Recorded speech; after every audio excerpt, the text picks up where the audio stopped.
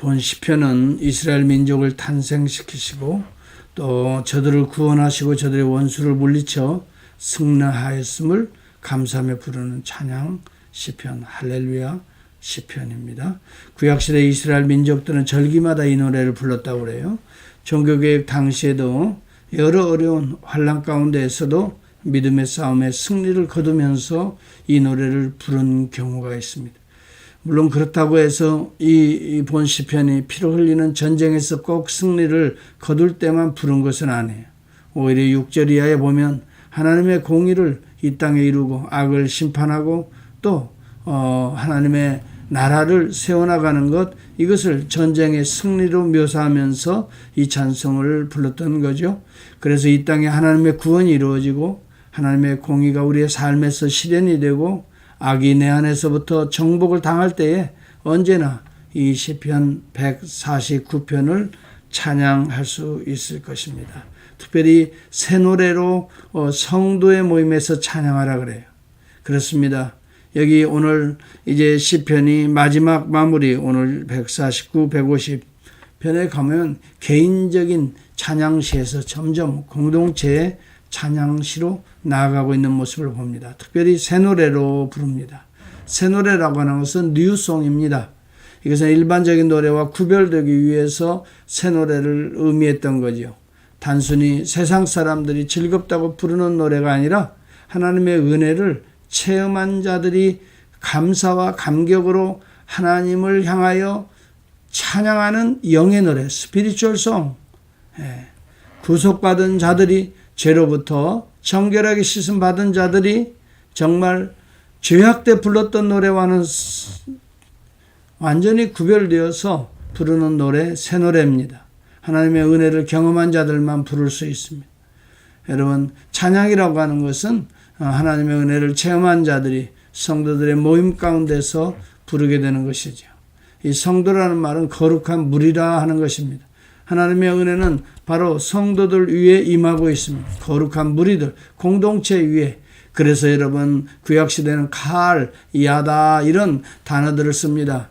일정한 장소에 서로 모이는 바로 그곳에 하나님이 연합한 성령의 또 기름을 부어주시는, 그게 시편 133편의 핵심적인 내용이에요.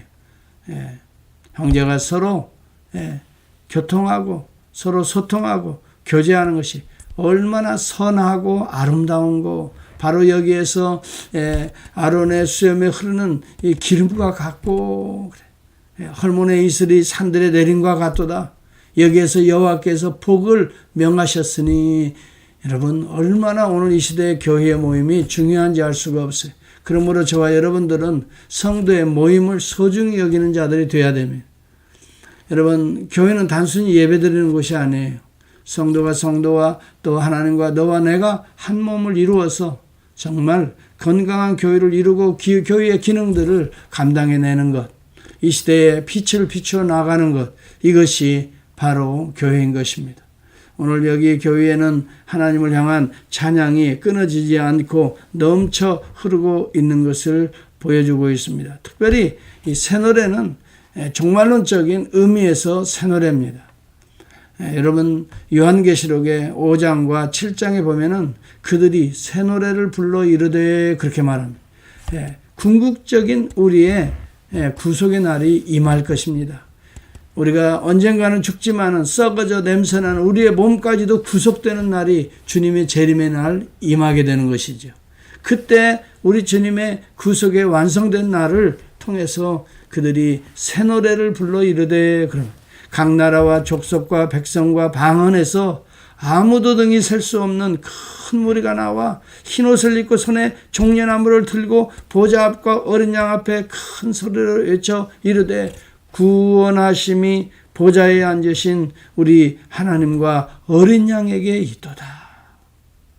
여러분, 천국에 가면 무엇을 할 것 같아요? 우리가 보고 싶은 얼굴들을 우리는 참 우리 인간적인 생각으로 이 지상에서 살던 삶의 습관으로 보고 싶은 사람들을 찾아볼 것 같죠. 그러나 저는 그렇게 꼭 생각 안 해요. 거기에 가면 정말 어떤 혈육의 관계로 우리가 하나님과 교제하는 것이 아니라 영적인 관계로 들어가기 때문에 영원한 찬양이, 찬송이 하늘나라에서는 최고의 영광스러운 모습으로 우리에게 등장할 것입니다.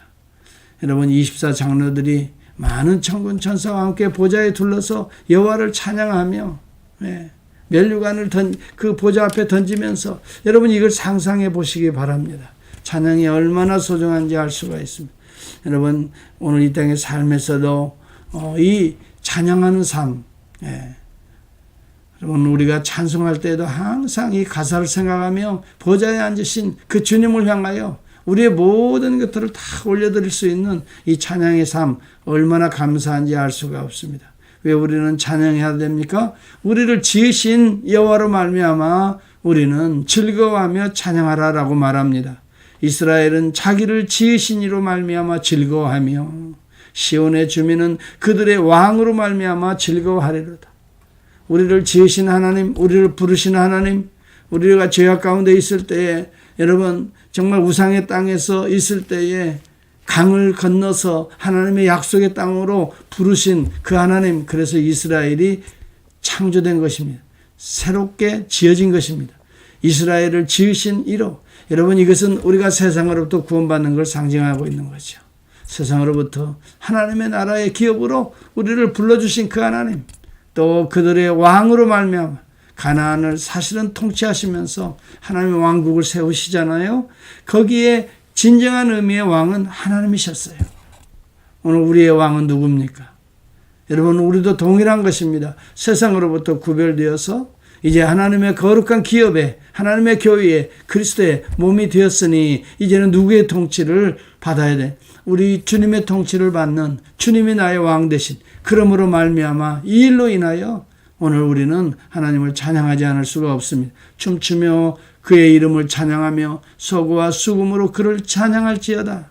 여러분 이것이 바로 영적인 구원을 체험한 자들이 오늘도 주님의 통치를 받으며, 주님 오늘 주님 앞에 섰습니다. 명하여 주십시오. 하루가 시작됩니다. 어떻게 살아야 될지, 주님 무엇을 주님이 기뻐하실지 주님께서 명하는 대로 순종하겠나이다 하는 마음으로 오늘도 이 새벽에 주님 앞에 깨어있는 성도들 위해 하나님께서는 귀한 은혜로 우리를 성령의 기름 부으심으로 우리를 부어주실 줄을 믿습니다. 왕의 통치를 받는다는 것처럼 귀한 은혜가 없는 것입니다. 오늘 많은 사람들이 이 주님의 통치를 거부하고 스스로 살아보려고 몸부림을 칩니다. 오늘 내 생각대로, 내 계획대로 뭔가를 이루어보고 그것이 이루어지지 않을 때에는 답답하고, 또 그것이 성취되지 않을 때는 불안해하고 초조하고 시기와 질투와 때로는 원망과 정말 이런 답답한 속에 우리가 살아갑니다. 그러나 주님의 통치를 우리가 받아보십시오. 주님이 통치하실 것입니다. 우리가 우리의 마음에 들지 않는 그 문제도 주님이 통치하실 것입니다. 그래서 우리는 기도해야 되는 것입니다. 주님, 이런 부분들은 주님의 공의와 주님의 사랑으로 이 문제를 해결해 주십시오. 여러분, 주님의 통치를 받는 저희들은 우리가 스스로 해결할 수 없으니 주님께 올려드립니다. 주님께서 해결하실 것입니다. 이 믿음을 가지고 기도합시다. 주님께서 반드시 우리의 간구에 귀 기울이신다고 그랬습니다. 우리의 정말 아픈 마음도 주님이 다 하시고, 여러분 정말 우리의 근심 어린 모습도 다 하시는 것입니다. 주님께 아뢰읍시다. 주님께서 통치하십니다. 주님이 역사하십니다. 그 문제도 언젠가는 풀어주실 줄을 믿습니다. 여러분 거룩한 판결대로 그들에게 시행할지로다. 이런 영광은 그의 모든 성도에게 있도다. 할렐루야. 9절에 보면요, 이 말씀을 보면은 기록한 판결대로 그들에게 시행할 것이라는 말씀이 나와요. 하나님께서는 인간의 행사가 기록한 내용들을 바탕으로 해서 공의와 심판을 행하시는 하나님의 말씀인 것입니다. 오늘 성도들의 삶의 발자취는 하나님의 책에 기록됩니다. 이 모든 행위에 대해 마침내 최종적인 심판이 남겨져 있는 것입니다. 만일 그러한 심판이 없다면 우리는 이 땅에서 우리의 타락한 상대로 막장 드라마의 삶을 살게 될 거예요. 우리가 그래도 정말로 하나님의 백부자의 심판을 바라보고 있기 때문에 오늘 성도들은 항상 주님 안에서 경건해야 하는 것입니다. 불의한 것에 대해서는 어린 양의 보혈로 날마다 두루마리를 빨듯이 정결한 삶으로 빨아가는 이 은혜가 소중한 은혜인 것입니다. 여러분, 오늘 저와 여러분들이 정결하고 의로워서 구원받는 것이 아니에요. 다 보면은 서로에게는 부정하고 여러분 정말 악한 모습들이 다 우리에게는 있습니다. 어느 누구든지 피할 수 없. 그러나 어린 양 보혈의 피로 오늘 우리가 우리의 더러워진 모습들이 깨끗이 빨고 그 다음에 흰옷을 입고 아버지 앞에 설 수가 있게 되는 것이 백보자 앞에 우리는 흰옷을 입고 서게 되는 것입니다. 그러므로 여러분 우리의 모든 더러웠던 행위는 오늘도 이 새벽에 보혈로 빨아볼 수 있기를 바랍니다.